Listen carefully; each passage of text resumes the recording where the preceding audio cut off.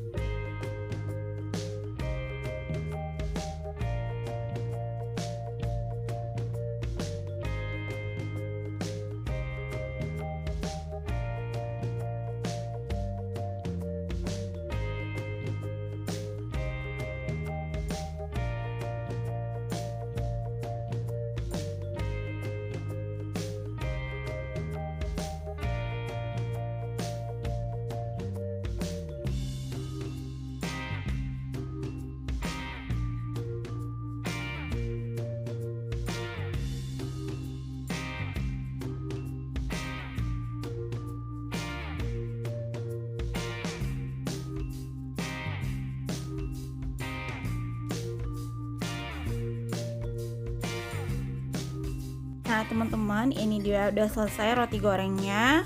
Nah, sampai di sini dulu video kali ini. Semoga bermanfaat. Jangan lupa di like video ini dan subscribe ke channel YouTube aku biar channel YouTube aku makin berkembang dan aku makin semangat bikin videonya. Terima kasih sudah menonton ya teman-teman. Assalamualaikum warahmatullahi wabarakatuh.